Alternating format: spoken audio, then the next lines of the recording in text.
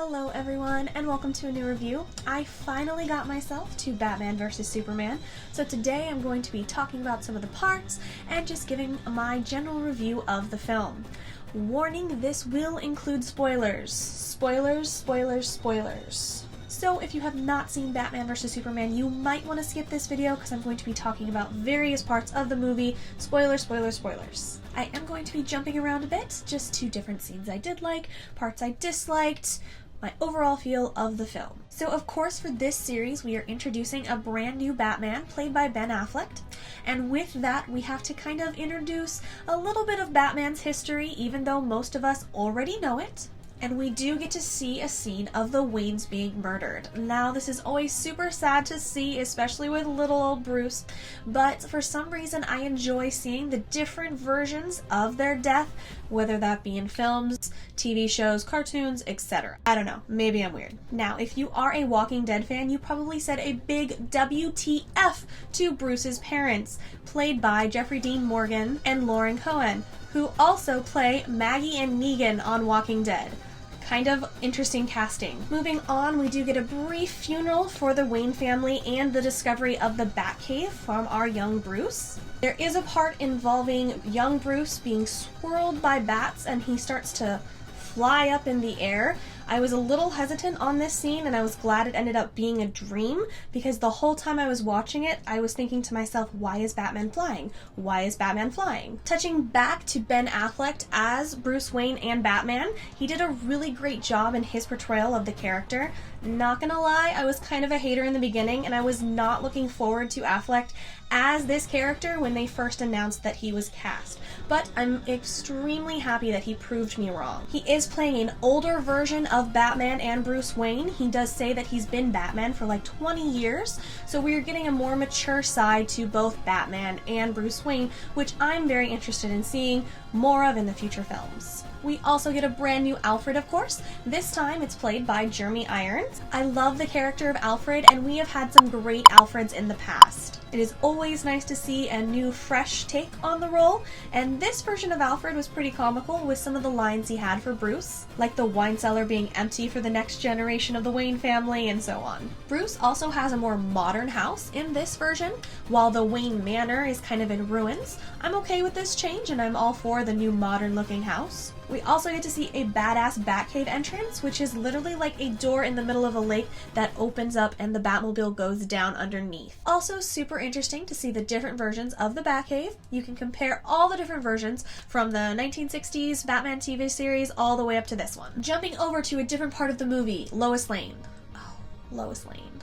Lois. Now, a brief opinion of the character in general, and this kind of goes for most versions of Lois Lane. I've always kind of seen Lois Lane as a damsel in distress that relies on her fangirl status for Superman to save her. That being said, I was just defending Amy Adams' version of Lois Lane like a couple weeks ago when I was comparing her to Margot Kidder, because I did really enjoy her in Man of Steel, but unfortunately I was very disappointed with the Lois Lane character in Batman vs. Superman. And I was not a fan of how she was written for this movie. Unfortunately, she has a I can do anything I want sort of attitude because her boyfriend is Superman. She is a full-on damsel in this movie, and it's quite a distraction. At the end of the movie, there's a whole battle going on, and Lois and Clark are off to the side having a Hallmark moment, while Wonder Woman and Batman are over here kicking ass. Are they having a lovey-dovey moment over there? Shouldn't the son of Krypton be helping us to defeat the Kryptonian creature? Hi, we're doing all the work over here. Clark and Lois, there is a war going on. Please, in the words of Han Solo, hug later. On the topic of Wonder Woman, she is amazing and fantastic. I cannot wait for her solo film. I'm super impressed with this actress, and I loved her parts in Batman vs. Superman. Kind of stole the show in most of the scenes she was in. I absolutely loved seeing her in part of the final battle. I loved seeing the old-time photo of her. And if anything, this small taste of her character has got me super pumped for the Wonder Woman movie. Speaking of her old-time photo, the meta files. These are the files that Lex Luthor had containing details, facts about different meta-humans. In this, we get introduced to the characters that will join up and become the Justice League. I thought this was a great way to give them a little brief cameo and a look to what's ahead. We got to see Aquaman, who will always be Khal Drogo to me, I'm sorry. And was he swimming out of the Titanic? I don't trust my eyes. I'm not sure what he was swimming out of. We also see Cyborg being created by Miles Dyson. Miles, come on. Did you not learn your lesson the first time you messed around with human-like machinery? Flash is also introduced, but this is kind of weird for me because I watched the CW's version of Flash, portrayed by Grant Gustin, so seeing a new person as Flash, as Barry, will be super weird for me, but I'm gonna give it a chance. On the topic of Flash, we do have another scene where he comes to Bruce in a dream. People are assuming that this is Flash traveling through time to give Bruce a message from the future. He can be heard saying things like, "Lois is the key," "Was I too soon?" "You were right about him. You've always been right about him. Fear him." And "Find us. You have to find us." We can only assume he's talking about finding the different members of the Justice League to help with whatever messed up world Barry just came from.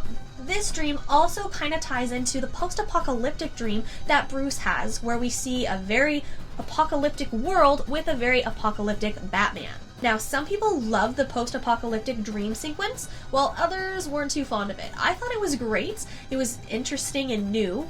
I did, however, start to worry when Batman started killing people and shooting people. It was very different, but I think this dream sequence was supposed to have the shock factor, and it definitely did that. It clearly showed us a very screwed up world where Superman has in fact turned evil. Alright, so some things that I did not like about this movie. Lex Luthor already knows everybody's secret identities. Like, it's the first intro into the Justice League and this group, and one of the bad guys already knows who Superman is and who Batman is. And how did he find this out? That was just something that kind of annoyed me, that he already know Clark Kent and Bruce Wayne. Another thing that I was kind of about was some of the CGI towards the end with the big battle. Mostly some of the shots of Doomsday were very cartoony to me, especially when you compared them with the CGI of Superman and Wonder Woman. It just didn't look fantastic. But I'm not exactly sure how else they could have done it, so what do I know? Another part that bothered me was Lois, but we already talked about that. Oh, Lois. Another thing that ticked me off was, why is Gotham and Metropolis across the bay from each other? Now, this is supposed to be New York City and Chicago. That is quite a distance there. I realized that it tied into the story and helping to get Doomsday back to Gotham, blah blah blah, but I still don't like how close these two major cities are. And finally, something I did not like about this film, what the fuck? They killed Superman. So now, of course, we all are assuming he will be back, that he is in some sort of Kryptonian coma, but how does that work for the future storyline? Magically, Superman and Clark Kent are alive and well again, and no one seems to notice? It's the glasses. They hide all the secrets. Oh, damn, I forgot about that. My bad. Some ending thoughts and opinions of this movie. Perry White had some awesome lines in this movie and brought some great comedy. Clicks his heels 3 times and ends up back in Kansas. Brilliant. Where does he go? Martha Kent also had a great line comparing Batman's cape to her son's. I did enjoy the brief Kevin Costner cameo while he was talking to Clark. Lex Luthor is batshit crazy. Now, I'm very used to Michael Rosenbaum's Lex Luthor from Smallville, and this is not that Lex Luthor. He is insane. Jesse Eisenberg is fantastic in the role, but wow, he is... Ooh. We do get a mention of Gotham not liking men dressed like clowns. This is clearly a nod to the Joker, which he will make his appearance in the Suicide Squad coming out. Cannot wait. Another side note, Batgirl was originally supposed to be in this movie, but she was cut out. Jenna Malone was cast in the role, but clearly we did not see Batgirl or Barbara Gordon in this movie. Hopefully we will see her in the future films. Fingers crossed, because I think Jenna Malone could be an awesome Batgirl. So, battle Batman versus Superman. Who won? Clearly, to me, Batman won. And that's not just because they killed Superman. While Superman is stronger than Batman, without his powers, Batman is clearly the better choice. Batman has the advanced combat training and knowledge. This knowledge and training helped him to set everything up and to create the kryptonite weapons that he later used against Superman. So that is my review of Batman vs. Superman. It is so delayed, but I wanted to voice my opinion on the movie. I had heard a huge range of reviews on this movie, so I just wanted to get my input in. Clearly, I enjoyed the movie and did not hate it like some viewers did. Was it fantastic? I don't think so. I think some things could have been tweaked a bit, but it does have me excited for the future DC films. Thanks for watching this review, guys. Let me know what you thought of the film in the comments below. Bye!